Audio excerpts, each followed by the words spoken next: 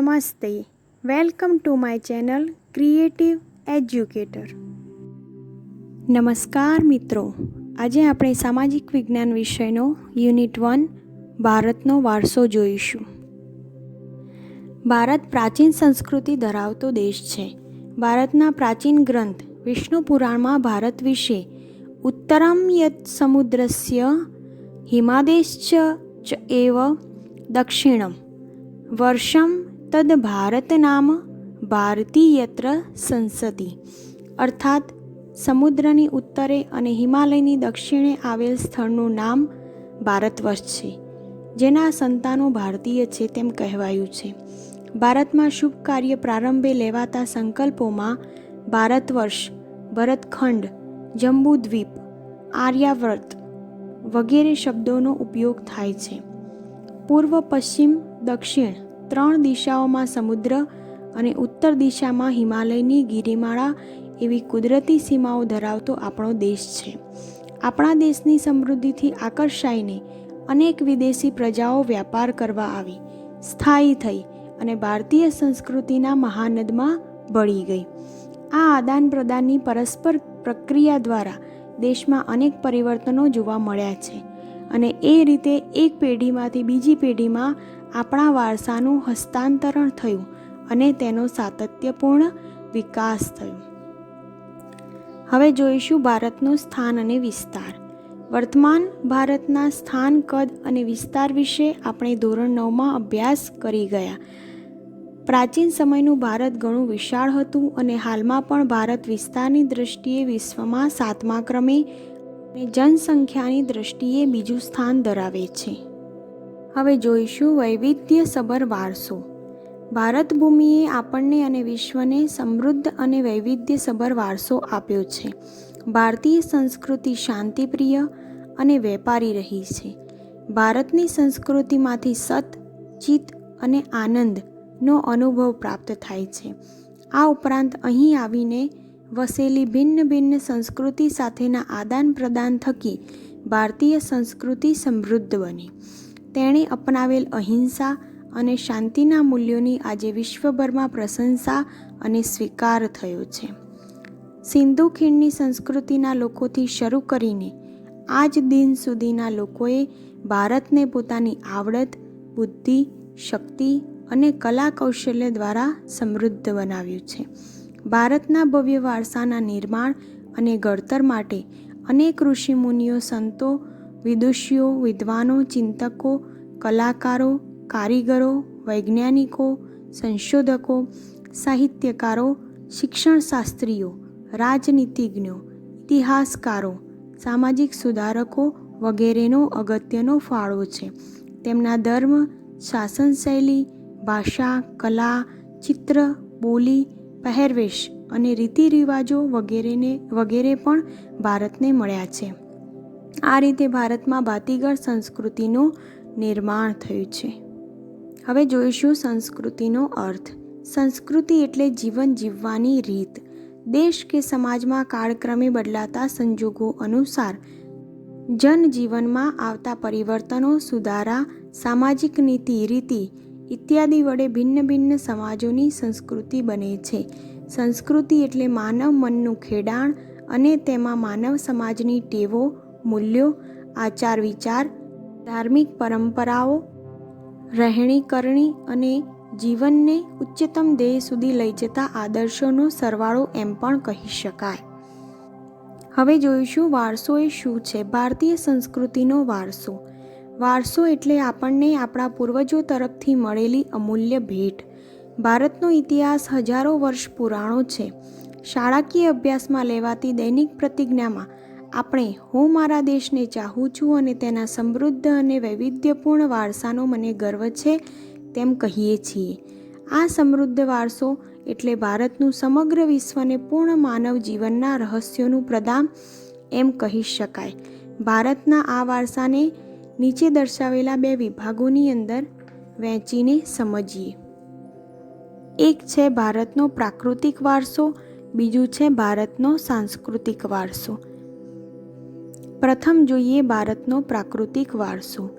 પ્રકૃતિ, પર્યાવરણ અને માનવ જીવનની વચ્ચેના નિકટમ સંબંધોનું પરિણામ એટલે પ્રાકૃતિક વારસો. પ્રાકૃતિક વારસો એ કુદરતની ભેટ છે. ભારતનો પ્રાકૃતિક વારસો વિશિષ્ટ અને વૈવિધ્યસભર છે, જેમાં ઊંચા પર્વતો, નદીઓ, ઝરણા, સાગરો, લાંબા દરિયા કિનારા, વિશાળ ફળદ્રુપ મેદાનો, ખીણ પ્રદેશો, રણોનો સમાવેશ થાય છે તથા વૃક્ષો, વનસ્પતિ, જીવજંતુઓ, ઋતુઓ, પશુ પક્ષી, પ્રાણીઓ અને વૈવિધ્યપૂર્ણ ભૂમિ દ્રશ્યો, વિવિધ પ્રકારના ખડકો, ખનિજોનો સમાવેશ થાય છે. આપણે સૌ પ્રકૃતિના સંતાન છીએ. પ્રકૃતિએ આપણી આહાર, પાણી, શુદ્ધ વાયુ તેમજ નિવાસ જેવી લગભગ બધી જ આવશ્યકતાઓ માટે સુંદર વ્યવસ્થા કરી છે. પ્રકૃતિ સાથેનો આપણો વ્યવહાર શ્રદ્ધાપૂર્વકનો હોવાના ઉદાહરણો પંચતંત્રની વાર્તાઓ અને બૌદ્ધ ધર્મની જાતક કથાઓમાં જોવા મળે છે. આપણા લોકસંગીત અને શાસ્ત્રીય સંગીતમાં પણ ઋતુઓ અને પ્રકૃતિ સાથેનો સંબંધ જોવા મળે છે. આપણા ગીતો, તહેવારો, કવિતાઓ, ચિત્રોમાં પ્રકૃતિ અને ઋતુચક્રનું નિરૂપણ જોવા મળે છે. નિસર્ગોપચાર એટલે નેચરોપથી, આયુર્વેદિક, યુનાની વગેરે જેવી ચિકિત્સા પદ્ધતિ પ્રકૃતિ પર આધારિત છે. પ્રાકૃતિક વારસાનો પહેલો ભાગ છે ભૂમિ દ્રશ્યો. ભૂમિ આકારો દ્વારા અનેક ભૂમિ દ્રશ્યોનું સર્જન જોવા મળે છે. દાખલા તરીકે હિમાલય પર્વત એ ભૂમિ આકાર છે. હિમાલયમાં અનેક પ્રકારની ઉપયોગી વનસ્પતિ, ખનિજો, અવનવા પશુ પંખી અને શિખરો બરફથી છવાયેલા રહે છે.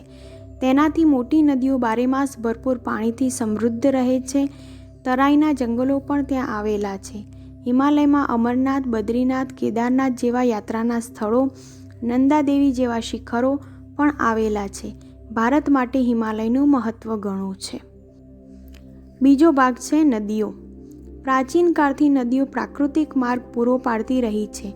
ભારતીય સંસ્કૃતિ સિંધુ અને રાવી નદીના કિનારે પાલન પોષણ પામી છે. સિંધુ, ગંગા, યમુના, સરસ્વતી, નર્મદા, ગોદાવરી, કૃષ્ણા, કાવેરી જેવી લગભગ બધી જ નદીઓએ ભારતના લોકજીવન પર પ્રગાઢ અસરો ઉપજાવી છે. પીવાનું પાણી, વપરાશનું પાણી, સિંચાઈ, વીજળી, ખેતી, જળમાર્ગ જેવી આપણી મહત્ત્વની જરૂરિયાતો સંતોષવામાં નદીઓનું સ્થાન અગ્રીમ છે. તે ઉપરાંત માટીના વાસણો, મકાનો, લીંપણ તથા ઉદ્યોગોના વિકાસ માટે પણ માનવીએ નદીના પાણી ઉપર આધારિત રહેવું પડ્યું છે. આમ નદીઓએ ભારતીય પ્રજાજીવનને સમૃદ્ધ બનાવ્યું છે. આપણી સંસ્કૃતિમાં પ્રાચીન કાળથી નદી કિનારાના ઉષા અને સંધ્યાના વિવિધ ભૂમિ દ્રશ્યો દ્વારા ભરપૂર સૌંદર્ય, કલાસૂઝ અને કૌશલ્યનો વિકાસ પણ આ પ્રકૃતિના વારસામાંથી મળ્યો છે. તેથી આપણે નદીને લોકમાતાનું બહુમાન આપ્યું છે. ત્રીજો ભાગ છે વનસ્પતિ જીવન. ભારતની પ્રજા આદિ સમયથી પર્યાવરણ પ્રેમી રહી છે, જેની સાક્ષી તેનો વૃક્ષપ્રેમ, પુષ્પપ્રેમ અને છોડવાઓ પરત્વેનો આદર સૂચવે છે. માણસ, પ્રાણી, પશુ પક્ષીના આહાર માટે વનસ્પતિ પર આધાર રાખવો પડે છે. ભારતમાં વડ, પીપળો, તુલસી વગેરેની પૂજા ધૂપ-દીપ કરવામાં આવે છે.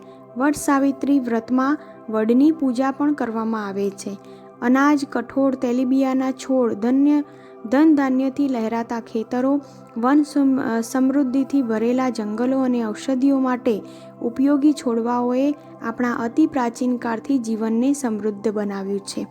હરડે, આમળા, બહેડા, કુંવરપાઠું, અરડુસી, લીમડો વગેરે ઔષધિઓએ તથા મોગરો, ગુલાબ, કમળ, ડમરો, સૂરજમુખી, ચંપો, નિશાગંધા, જુઈ વગેરે જેવા પુષ્પોએ માનવ જીવનને ખૂબ સુંદર, સુવાસિત, નિરામય અને સમૃદ્ધ બનાવ્યું છે.